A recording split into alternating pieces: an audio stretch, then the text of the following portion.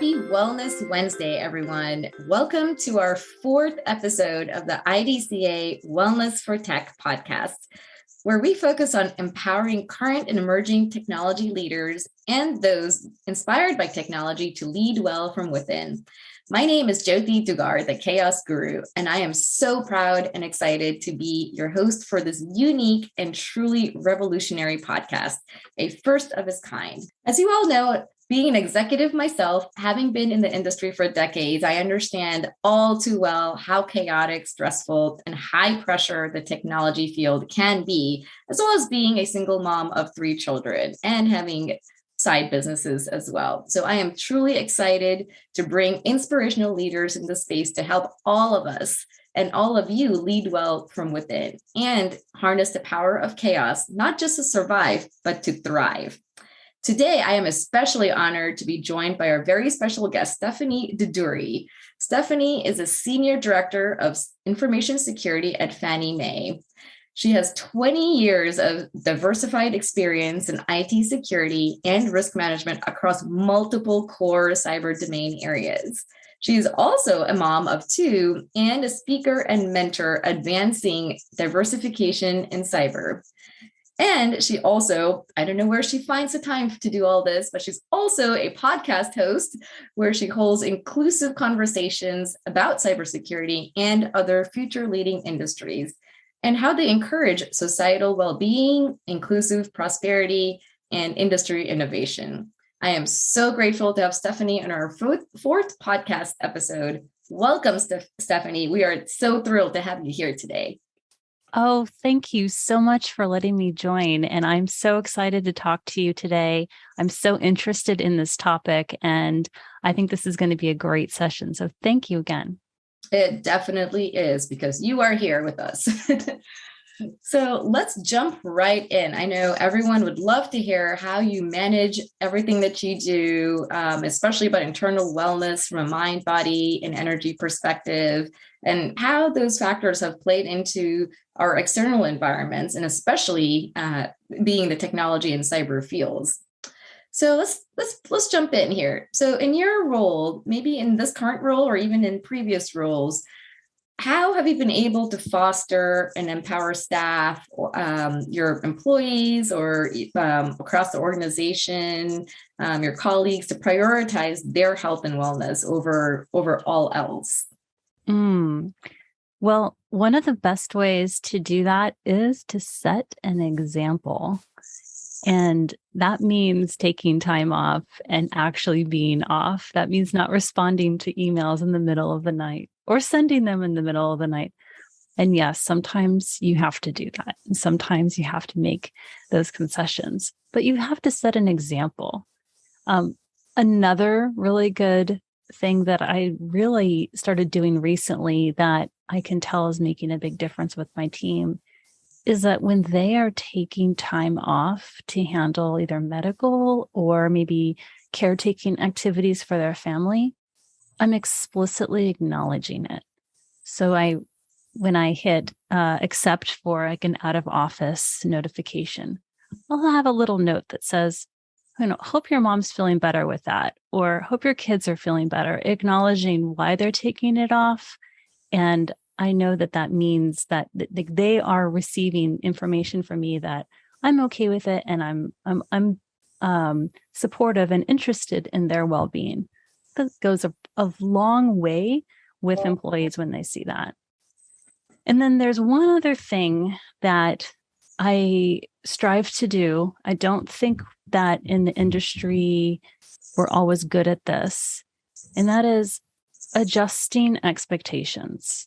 Now, if there's something that's due by COB and somebody's at a doctor's appointment, you have to adjust your expectations and not put, I think, undue pressure on people to meet those expectations if they're also trying to meet the needs of their health and wellness and that of their families. Is there somebody else that can step in to do that work? Does it have to be done by COB? What other ways can you support your staff when they need to be out of the office or when they just need a little more time to finish something? Those are some wonderful points. And what you said first really resonated with me in setting the example. And as leaders, I found, and I've made this same mistake as well, where I thought, oh, I am setting the example by working longer hours and sending those emails in the middle of the night because I'm showing my dedication to the job or to the mission or to the organization. And what you said is actually do exactly the opposite of that. Not that, as a leader, you should not put in the work, but to allow yourself to also show that you're also human and you also have other parts of your life besides work. So yes. What are some ways that you found in that regard to show to be that example? Do you set an alarm for yourself, or after this period of time, you're not going to respond? So, I mean, I'm very cognizant about when employees receive information. I think it's a big deal now that work and home life have kind of just merged together in this, post-COVID world. And so I have a habit of time delaying my emails so that they don't hit somebody's inbox until the next morning. So if I'm a mom of two, and sometimes I'm trying to finish something and I need to finish that email, and, I will log in and finish that email. But if I have to do that, I don't want to send the message that somehow what I'm saying is so important that I'm going to do this in the middle of the night. And by the way, it should be that important for you too, and you should be reading it. I don't want to set that extra expectation on people. So I time delay my emails. And the people that have worked with me for years know that if they see an email at 8 a.m, that's a time delayed email. I didn't send that at 8 a.m. Wow, that, you actually brought up another good point in, we live in this world of technology, and we'll get to that in one of the future questions, but how are we maximizing the effective use of technology for our own wellness? And this is a great example where you're actually using existing technology in a positive way. And like you said, you might, felt the need to do something as a leader in the middle of the night because it was so crucial, but you're taking the additional step of using technology in a positive way so it doesn't affect your employees' wellness. Or that's just when I get my idea, right? So sometimes when you step away from the office or the computer for some time and you get this great idea, and you don't want to just sleep on it. You want to put it down. You want to write down what you've said, what your idea is, and then, start with that the next day. And so sometimes it's just to make sure that you don't lose that inspiration that comes to you. When it comes to me, it seems like at 9 p.m. That's when I get creative. Yeah. For me, I think it comes at 3 a.m. So I'm definitely going to be, delaying those emails for sure. Right. Yeah. Great points. So we talked a little bit about what you do. Are you able to talk a little bit about any efforts or initiatives that either your current organization or maybe previous organizations have taken to help employees with their well-being, their mental state, and how have those efforts proven to be effective? Sure. Well, yes, I'm very fortunate to be working for a company that does take this pretty seriously. There's a very nice benefits package for all our employees, and nice sick leave, bereavement leave, things that are essential. You need time to process big life events. I also am fortunate to have time. I had time after the birth of my two children to be on maternity leave. And that was incredibly, incredibly valuable and necessary, I think, for me to heal and to get ready to come back into the office and, go through, get my mind back into working in the same capacity. And so I feel fortunate that those things are just right up front for everyone to have. I also think that our company and our culture has been one that does promote people to take good care of themselves, to take time off when they need to. It is a challenge as a senior leader. I feel like there is a on one hand, a lot of encouragement to take that time. But then as a senior leader in cyber, where things are happening constantly, to log on or to fix that problem. So I think it's an ongoing challenge that, we're not out of the woods with solving this in our company or in any company, because I think that there's this need to always be on, and we have to be really careful about that, but we're working on it. Those are some great points.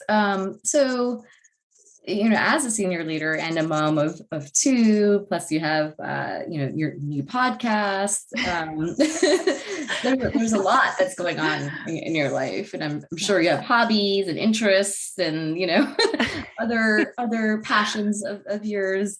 Mm-hmm. Do you feel that the efforts that your organization puts in, as well as sounds like you have your own wellness habits, Mm-hmm. Are you able to manage that, what they call the work-life balance? But one assumes that life is just walking through this rosy field of magical flowers. So I have a good saying for that. I heard this like 20 years ago when I was like an intern, and somebody said, life it's not about balance. It's about rhythm. What that means is sometimes you're going to work really hard on, it's going to be work. Sometimes it's going to be family. Sometimes it's going to be other things. And so I've always thought about that in the context of, well, what is work-life balance? And I guess what I would say back is that it's not always 20-30 or 50-50. It changes, and to be cognizant of that, and to not, I think, put undue expectation that we perform in a certain capacity, a certain segment of time every day. But I think that that's actually challenging the norm. The norm is people say, okay, well, I'm going to sit down and, pump out 8 hours of work, and then I'm going to get over to watching my kids. But I think that we've sort of just gone past that being a realistic thing that people do. And especially with COVID, when our kids were home and we had daycare and we had to watch our kids and make sure our kids were logging in and taking their classes online if that was possible for them to do. I mean, it just sort of made it all mixed up. So out of that chaos, we realized, well, maybe our design here needs to be reconsidered, and maybe we're not. We don't need to strive for the same type of balance that we thought we did. Maybe it's more about having the right rhythm, and is your family healthy? Are you meeting your career goals? And looking at these big things instead of measuring us against these small, like incremental. Did I clock in on time? And and with me, I'm sending emails in the middle of the night. I'm like, clock in. I don't know if I ever clocked out. Right. Yeah. I mean, it's, hackers don't stop just because Stephanie needs to take a break and care for her kids. Unfortunately. So has a dirty diaper. Would you stop that for a moment so you can be back online for a minute? No, it's not going to happen. You mentioned the key word here, rhythm, and that's very interesting. Can you speak more about how do you, is that similar to kind of going with the flow, and the flow might change on a daily basis? Or I like how you said that. Yes. I think to me, it meant, and it continues to mean, that it's not this fixed algorithm that I have to meet every day. Oh, check, I have done the work side. Oh, check, I've done the family side. Sometimes it's more family time. Sometimes it's more work time. And sometimes it's more, I have to take more time for myself and take a day off to recoup, or maybe I didn't get enough sleep, or what are all the millions of reasons that we actually should care for ourselves and take time and prioritize ourselves and not our job and our family, which as a woman, you're like, oh, should I do that? But you need to, and it's foundational. So it's about realizing that you have to be flexible and not assume that there's a perfect algorithm for balance that has to be achieved. And that's a great segue to our next question on how have you been able to really use all the experiences in your life to come to these conclusions. And I know you really well personally, and I know you're always learning and growing and evolving and finding different wellness practices and natural modalities out there. Can you talk a little bit about some of your own personal experiences in your life that have shaped you to be who you are today? And has there been any specific moments where you've really felt awakened to possibly a new reality? And what came from that? Has that really changed you into looking at life from a different perspective? Yes, there have been a few that have really shaken me up and helped me kind of awaken from the, this way of being where you're just kind of unconsciously going through life and you're handling things as you normally would. So when I was a child, I was about 8 years old, and my mother and I were in a just horrible car accident. And one of those things that, like, I am lucky to be alive type of situations. Wow. And it was very hard. And many years later, I started having complications from that accident. And I was in my early 20s at the time. I had undergone a few surgeries, and I was at a point where the doctors didn't know what to do for me. And I just made this decision that I was going to get better. I was going to figure out how to be healthy and how to be okay. And, the doctors were thinking, well, we'll just have to keep giving you surgeries until your problem's resolved, but we don't really know how to fix you. And so I think you and I connected about this because of one of your stories that you've shared about your own health experiences. And so what this did was put it in my, made me responsible. I had to develop my own agency around managing my health and maintaining my physical and emotional and mental well-being. I knew that. And I had been, subjected to months and months. Actually, the problems spanned years. So it took a long time to really recover.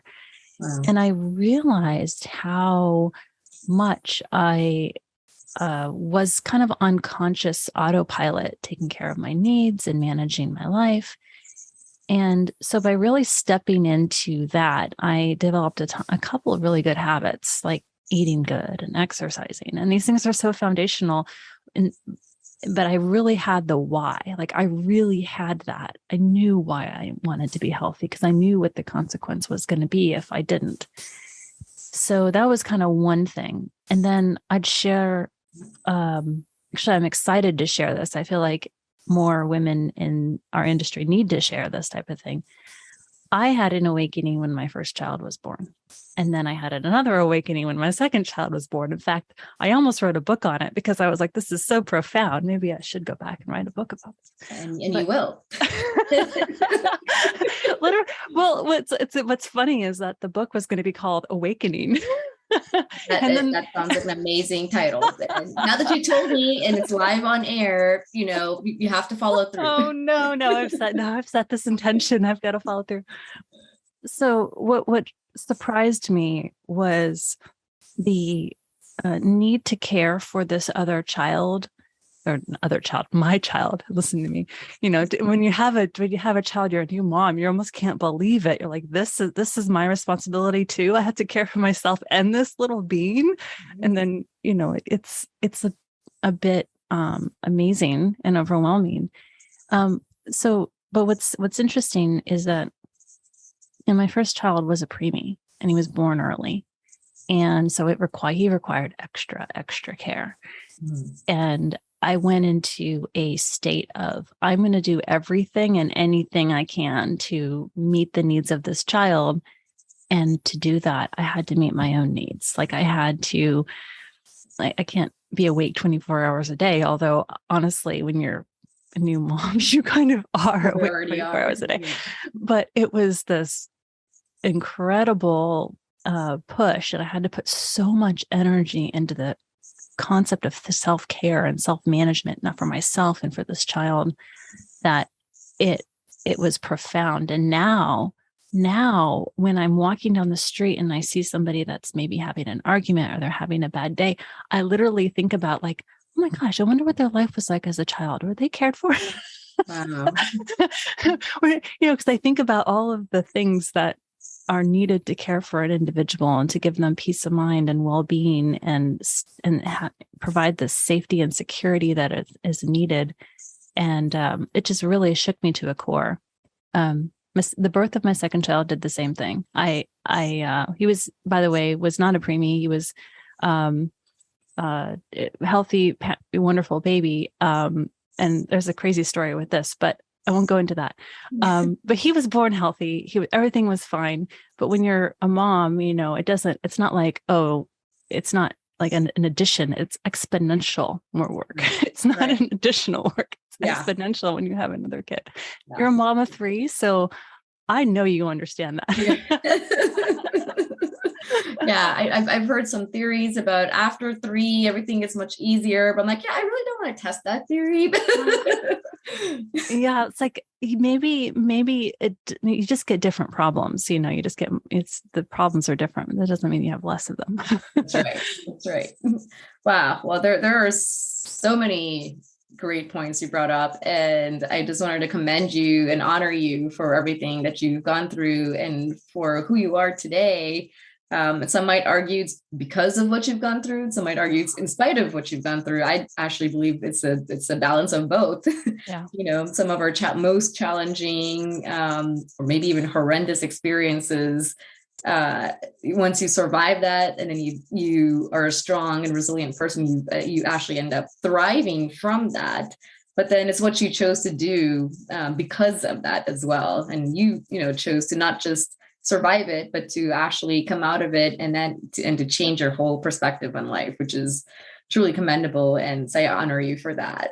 And I know you mentioned we have very similar, situations, but from a very different experience. Yours was from an accident, mine was from childbirth of my third. But I think what we share in common is you mentioned setting that intention and actually being able to look at some medical professionals in the eye when they're telling you, well, you're not going to survive unless you get all of these invasive procedures and surgeries or medications or whatever their guidance is. And I know they have the best interest in mind, and it's so hard for us as mothers and women, but for anyone out there to really look at a professional and be like, nope, not doing that.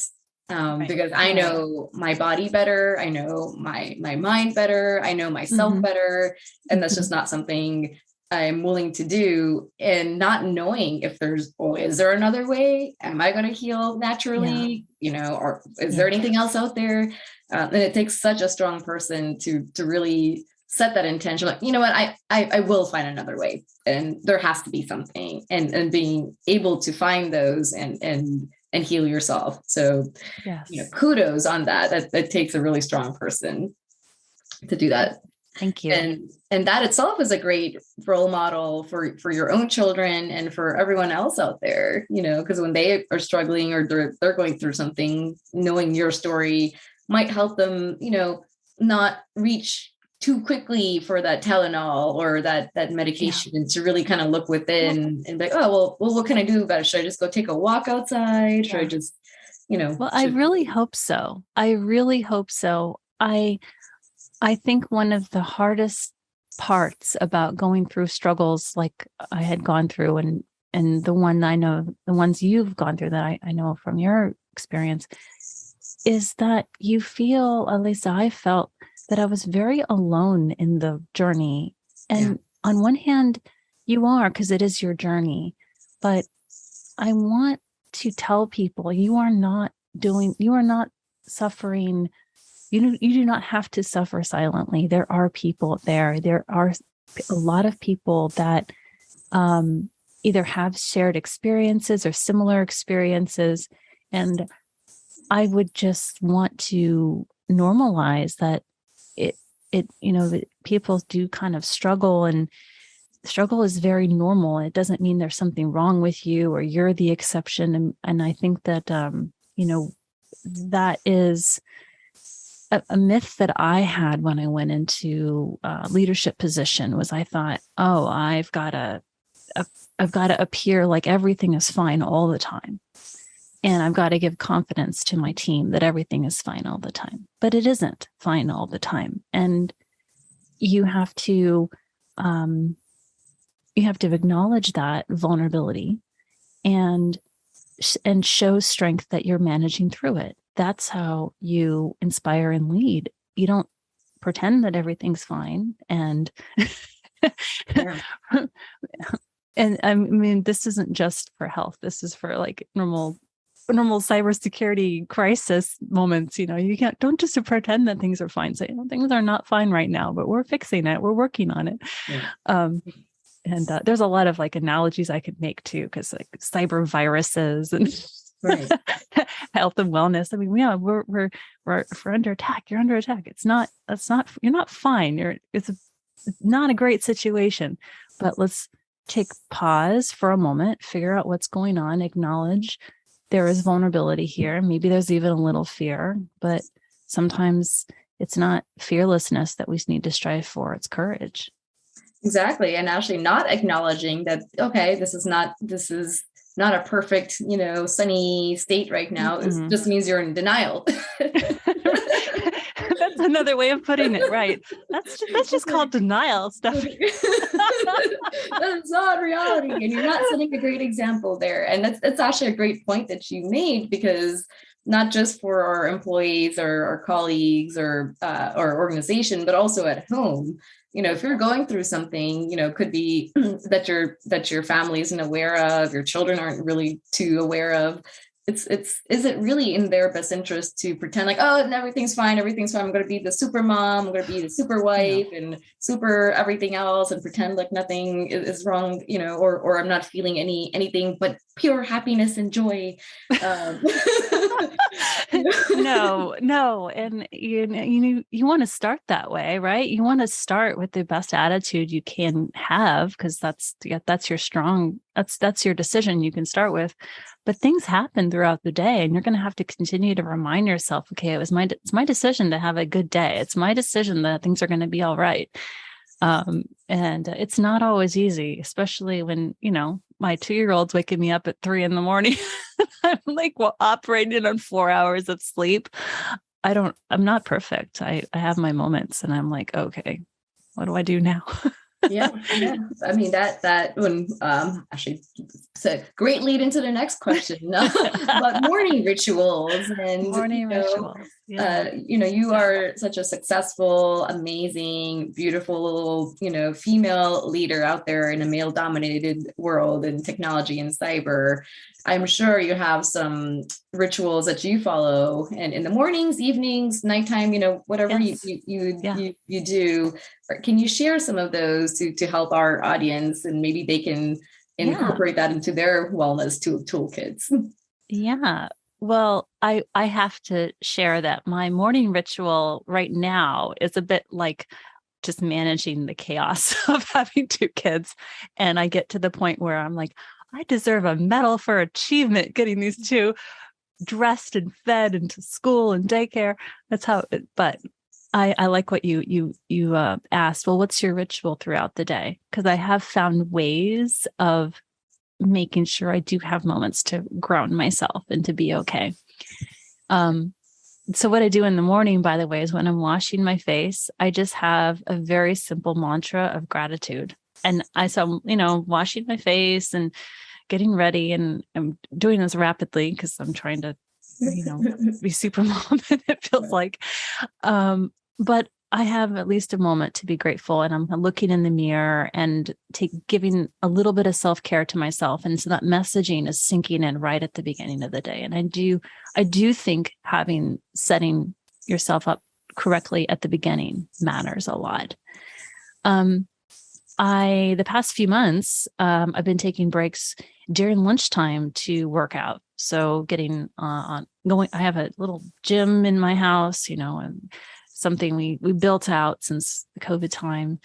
And I go and work out twice a week. I spend 40 minutes over there twice a week, lifting weights, and it's exhausting. Yeah. But, it just gives me, I feel so proud of myself for doing it. Like I've kept it up for 5 months now. So As that's you another should. thing. Yeah. Yeah. And then in the evening, sometimes it is sometimes it's TikTok, sometimes it's, watching, Marvel movies. I feel like you need to step away and allow like the creative side of yourself to come out. And so you need to go to whatever is making you feel creative and inspired. And so I do that. And that's kind of like after the kids have gone to sleep, I usually have maybe about half an hour. And it's not perfect, but it does give me enough energy and enthusiasm to continue and keep going. And honestly, I love my mom and my parents, my family. They're so helpful. But and I love being a mom, right? But I feel like you do need to take time for yourself. Of course. And that's great that you, previously you mentioned the rhythm, and it sounds like you're incorporating these little breaks here and there into the rhythm of your day. Mm-hmm. And it doesn't have to be perfect, like you said. It doesn't. Maybe today you didn't get to that Right. 1 hour at the gym. Maybe you only got half an hour. So it goes back to that rhythm thing, right? So you're like, well, instead of measuring, okay, well, I spent 30 minutes in the gym. It's like, okay, this is what the rhythm looks like today. Did I do what I could today? Yes. All right. Fantastic.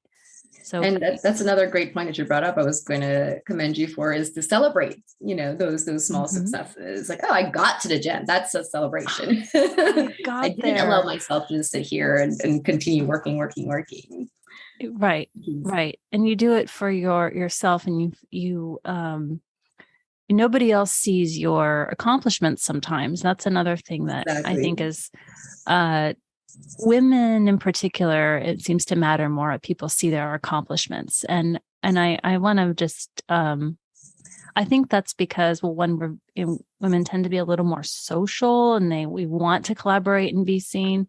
So I guess I would say that, if you want to celebrate your accomplishments, celebrate them. Right. I actually have my older sister. I'll text her and be like, I did it. I made it to the gym today. And she's just super supportive, so. That's so funny you say that, because one of my best friends that he's my accountability coach for actually eating. Oh, okay. Because I have a tendency to just forget that I have to eat and just keep going and chugging along. Like, oh, I'm going to get this done. I have this meeting. I'm going to get this. I'm going to get that. Oh, I have a 5-minute break. Okay, well, I'm going to, finish setting up my new house. And then at 4 o'clock, I was like, oh, I feel so tired. And you hit that wall. You're like, I can't function anymore.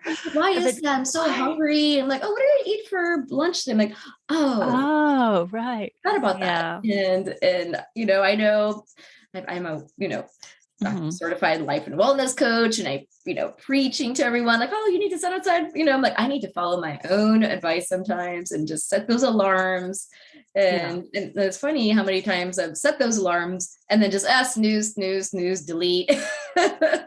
Right. So now I have my friend who reaches out. Did you eat? Gosh. And that actually carries more weight for me, because I'm like, oh, I don't want, I can't lie. Right. And you don't want the guilt of telling them no. So you're like, well, yeah, I'm so before I respond, I'm like, let me just quickly, I'm like, yes, I did eat. I did. I had a granola bar. You just ate now, didn't you? I'm like, yeah, kind of. But it works. Yeah. So it's whatever, whatever floats our boat. Like you said, going back to the rhythm, and it doesn't have to be perfect, but acknowledging your successes. So having 2 kids, by the way, part of that awakening I was talking about was literally coming to an honest conversation about what perfection was doing to me, and what I gave up being perfect. I gave it up. And I cannot tell you how freeing that was. Because Kudos to you. yeah, like I was like, I'm not going to get it all right. I'm not always going to remember to eat at the right time or eat the right things. And I think that there was just so much pressure to be perfect and be a certain way and look a certain way. And I was, I was breastfeeding and trying to, it was craziness trying to be on conference calls with like my breast pumps. Yeah. It was just not, it was, and I was like, you know what? I don't think it makes sense anymore to put that pressure on myself and anyone else. And then suddenly when I stopped putting pressure on myself to be perfect, everything I was doing so much better. I was getting so much more done. And my team at work was so much more successful because I wasn't micromanaging things, and I was just like, we'll just get it done and we'll come back and we'll fix. Before, it's like your own self-care affects your baby as well, especially if you have a newborn and you're breastfeeding. Like if you're all stressed out, that goes into, the babies. It does. It does. It goes into you're transferring that to your children, you're transferring that to your team. And when you step back and you release your own restrictions to not being perfect, right? You say, okay, I'm going to focus on the top priorities. I'm not going to be perfect. I'm going to have a good perspective on things. And when you see that ripple effect in your family and in your team, and then you start seeing we had like, this was really surprising in my office, and my team had a record-breaking year. Like they actually won like a national award in developing DevSecOps technology for Fannie Mae. Like I was like, what? Wow. I was like, okay, I felt like, wait, I didn't have to micromanage every moment of that. It was great. It was wonderful to see that happen. So I just feel like that was my awakening, was realizing how I really needed to live and how I really needed to care for myself. And it's not about perfection. It's not about this work-life balance. It's about rhythm, and it is about self-care. It's about being vulnerable. It's about allowing yourself to be vulnerable and allowing other people to see you as vulnerable. So yeah, that and it's like a great plug for Brene Brown, if anyone. Yeah, and I was going to say, like, there's so many studies out there for even when you're pregnant, and the way that you carry yourself as a mother and all the stressors that you have, if you're able to kind of manage as well, that all of that energy translates to the baby too. So it's really not in anyone's best interest, especially for new mothers out there, to invite in all the stress and pressure and feel like you have to do everything perfectly, because none of that's really going to be helping. None of it's going to be healthy for you, for the baby, and not for society. I think we can help each other by showing each other that it's like, okay, when I'm pregnant and my feet are swollen, like, all right, my feet are swollen. I'm not going to hide them under the desk. Here they are. Yeah. And that's a great lead into our next question, when we've talked a little bit about this already, where, most people tend to fear chaos or change, but as you know, in cybersecurity and in technology, change is really the only constant in life, and especially in our fields. So you've talked a little bit about how you navigate all the chaos factors in your life. Is there anything you would like to add to that, or maybe we can tie that into the next question is, can you offer any simple wellness or mind, body, energy hacks that you do to help you refuel yourself, rejuvenate, replenish after everything that you have in your life? Sure. So, yeah, I would say when it comes to hacks or quick ways to feel better, sometimes technology helps you, and sometimes you do need to unplug. And it's going to be hard to tell somebody when they have to do one or the other. It's very much a personal decision. And I would say that, you're going to use technology sometimes as your way to, what kind of way to escape. But if you're escaping the bad, sometimes you're also escaping the good. So you have to realize when, put down the TikTok or the Facebook or whatever you're spending time on, to really experience, your life. And then on the other hand, sometimes you need to watch a good movie and get completely immersed and forget about the things that are nagging in your mind about what you've got to fix at work. So I would say that there isn't a perfect algorithm. You're going to have to develop your own agency to figure this out. And for people that are, looking for help, I would say that one is develop your own agency and ask for help. Sometimes just the act of sharing your problem with somebody else helps you more than you could possibly imagine. They don't even have to provide you an answer. They can just listen to you and you're going to feel better. Yeah. That's like scientifically proven, actually. Right. There's studies that show this. And it's because when you're talking to them, you're also talking to yourself. You're also explaining this to yourself. And we have the ability to solve some of our problems. And sometimes we make a big deal about something that's not as big of a deal as we think it is. That's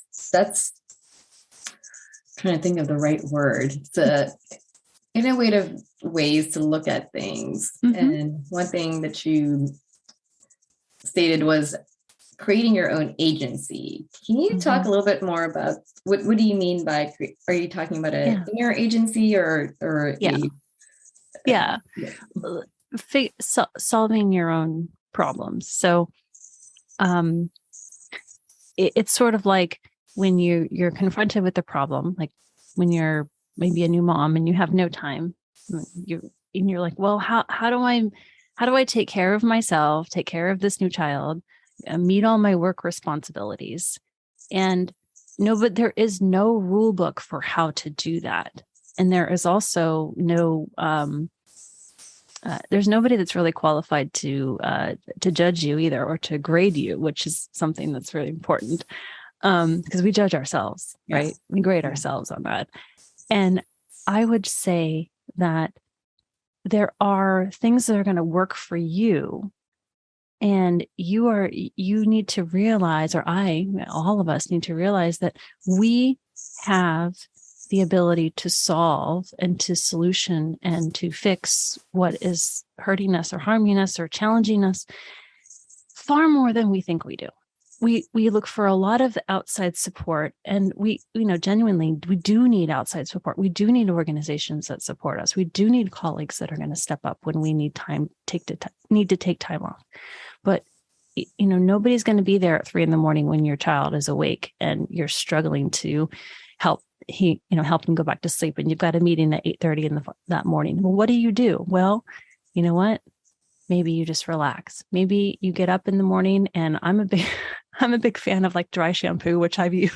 I always have this airbrushed look because I have like bottles and bottles of dry shampoo. I don't ever get to shower first thing in the morning. That's a great wellness hack. That is, I'm actually, I feel like that's saved me so many times where I've had to show up looking good, but I haven't had the time to go through the same process I used to. So get my dry shampoo. I have some quick, makeup hacks that look nice, and it works, and it's good enough. And so I want to share that, like, that's what I mean by creating your own agency, figuring out how you're going to solve that problem or show up to whatever you want to show up to. And, whatever before, if it took you an hour and a half to shower and blow dry and and you're not going to have that. Well, you don't have that. So now what are you going to do? You're going to have to figure something else out. So I would say that. I mean, I used to do when I wanted to curl my hair, I'd curl it the night before, spray it, and fall asleep with that. Wow. I mean, this is stuff these are like these, beauty hacks back when we had to like be in the office all the time. Now it's a little different. And I'm just I'm grateful I'm not commuting. And so that's another way of having your own agency, is like saying, okay, well, now that I don't have to commute, what do I have time for in the morning? Do I have time for that meditation? Do I have time for eating a nice breakfast, and that sets you up in such a strong way. So, I mean, this is the second person I've heard, this must be a sign from the universe, that who has talked about kind of bringing in the business side of things to your personal life. Yes. And what I mean by that, like you just mentioned, creating your agency for yourself and for your own well-being. And what I heard from another friend of mine is creating business hours for your personal life. Oh, I love that. I like that. Yeah. Like, this is a time I'm going to cut off all communications. The phone's going to be put away. Yes. Children are asleep, and then this is my time. It's all about me now. Right. And, and whatever happens, I mean, unless it's a true emergency, okay. But other than that, if you have old, kids that are old enough, or if you have another person that can support you if it's a newborn kind of thing. But my kids are 5, 8, and 11. And I tell them, okay, 8:30 bedtime, you have your separate rooms, I'll tuck you in, your night routine. After that, that's it. Mommy's done for the day. I'm going to be in my room. And that's a, no kids zone at night. Yeah. Unless it's an emergency or, something happens, but you're not going to come in there and chit chat. I'm like, oh, I can't sleep. Like, well, you will need to figure out, I put your alarm, I put your music on, and that's it. And it took them a while to get used to it. Afterwards, they started doing musical bedrooms at night. They kept like shifting back and forth between each other's. I'm like, you can do whatever you want, but what you're not going to do is come to my room. Well, you're defining some good boundaries. I think that sounds good. And then what you just suggested, or what you were telling me about, having business hours for your personal life, I really do like that. And because you do need to invest time for yourself and in time for your family. And that means when you're with your family, be with them, be totally present, be like, yep, I'm totally listening to whatever my 5-year-old is talking about right now. I'm going to be totally immersed. But then when you have to spend time for yourself, be totally immersed in what you need to do for yourself too. So, and that leads us to our last question for today, which is truly, you've been so amazing, Stephanie. I mean, we could go on for 5 hours. I could probably talk for a long time about this, but this has been a great conversation. And I know you have some tidbits you might want to offer, because we talked about being a mom of I'm a single mom of 3, you're a mom of 2, and a career technology leader. And I know as women, sometimes we feel guilty in focusing on ourselves, and we feel the need to nurture others 24/7. And that might mean just putting our own needs and our own wellness aside. So based on your experiences, you've talked a lot about some of the steps that you've taken to prioritize yourself. Can you offer any guidance maybe for our younger generation? I know you have children, so do I, and many other people in our audience. What kind of guidance can we give to our younger generation so that maybe they don't make the same mistakes that we've done? Right. I think it should start with really seeing what your expectations are on yourself.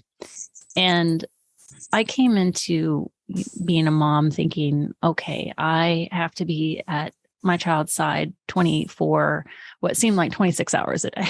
I felt like I needed to be there all the time. And what I realized is that those expectations they're not serving me, they're not serving my children, they're not serving the health of anyone. And so I became aware of how unrealistic those expectations were. And this was associated with realizing that there's this perfectionist streak that I was really, really suffering from. And I think that I had been suffering from for years, just wasn't aware of how profound it was.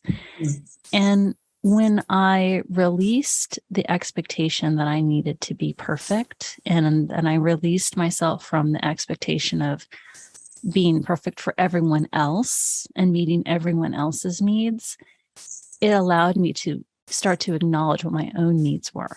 And I will share that I am certainly not perfect. And I spent so much of my life really striving to be a certain way that I have a lot of things I'm still unlearning. I'm still allowing myself I make mistakes. I'll maybe miss an appointment to get my teeth cleaned or something silly like that. And then I realize what I've done. Oh, okay. Well, then you make it up to yourself. Forgive yourself. Don't, again, like I wasn't perfect at being unperfect. Yeah. Having that grace for yourself. Right. So you have to catch yourself and really be aware. So my advice to anyone that's listening to this and to any of our younger audience is what are the expectations you're putting on yourself? Imperfection does not need to be it does not need to be one. And honestly, nobody is judging you. We judge ourselves. And at the end of the day, at the end of your life, you don't have to answer to anyone. You have to answer to what did you live well? Did you live the life that was a magical life that you feel blessed to have had? And you want to say yes to that. Yeah. And I would also even offer, if someone is judging you, in essence, they're also judging themselves by judging you. Absolutely. Because we're really, that's really true. If you're judging somebody else, you may be it's kind of like a proxy to judging something in yourself. So careful. We got to look carefully at how we react to other people and manage and treat other people. Yeah. And like you said, it goes both ways. If someone else is judging you, not to take it personally, because just knowing that, okay, that they must be feeling that way about themselves and they're projecting it onto you. But and vice versa, if you feel like you're be judgmental on someone else, well, take a look at that. Why do you feel that need to judge the other person?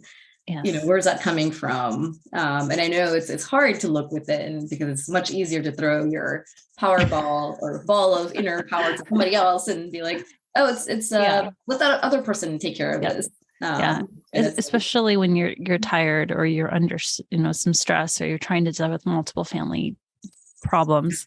And this goes back to, again, you're gonna mess up. You're gonna find yourself judging somebody. It's human nature. It's human nature, and so that's all right. If you have the strength to acknowledge that, that's already winning the game.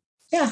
And you mentioned, great points about it's okay to make mistakes, and then being able to forgive yourself and having grace for yourself. Because I think as women, we just naturally feel forgiveness or grace for others. And a lot of times we don't feel that same grace for ourselves. So that's a great. That's very true. That's very true. And allow yourself to be happy. I feel like that's such a weird thing. Like something we naturally know how to do as children is be happy. We know what makes us happy. And we sort of lose that as we get older, because we're so conditioned to go for a specific outcome. But can you tap into what really makes you happy? Can you do that? And if more people could do that, I wish that I had been more focused on finding and living in my happiness. I wish I didn't have to wait so long in life to remember that. Right. And allowing yourself to play, play with your children, get on your hands and feet. My children always make fun of me. So we go to their playground, I'm like, I'm going on the swings. and they're looking at me, aren't you supposed to be the parent? Like, hey, who said parents cannot play? In fact, they should do a lot more playing. I'm actually, so people that know me from long ago know that I'm kind of like a Disney person, and I cannot wait to take my kids at Disneyland. Yeah. I want to go for myself too. Who doesn't want to go to Disney?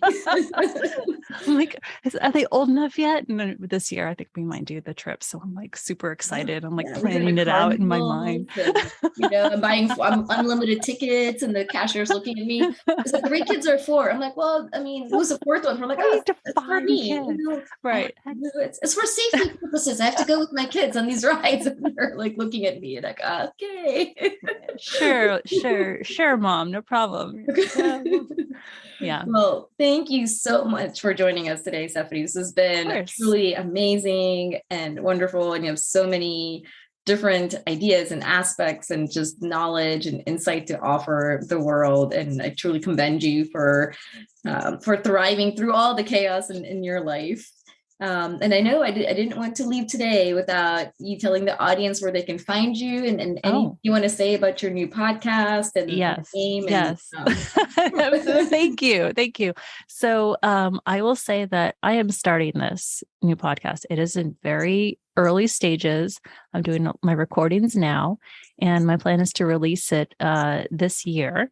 And if you want to learn more about that, it's spilling it on universe.com. So you can find me there. And I think I might send you something, Jyoti, so you can put it in the bio. But it's a new thing. And I'm basically going to allow my imperfections and all of this to shine while I try to have good conversations. And I hope that I can just inspire other people to feel that they can come forward and voice their own greatness and ideas. And I would feel totally inspired by hearing other people share with me their ideas. And I know it's going to be wonderful, and you're going to find your own rhythm. So you go. That's what I need. Thank you. Thank you. This was a delightful thing, by the way. I really love your podcast, Jyoti, and so excited for you hosting this. And this was a lot of fun. So thank you so much. Thank you. And that's a wrap, folks. Thank you so much for listening. We will have all the links to the podcast as well as Stephanie's information below. And see you all every third Wednesday of the month to focus on your wellness and leading your life from within.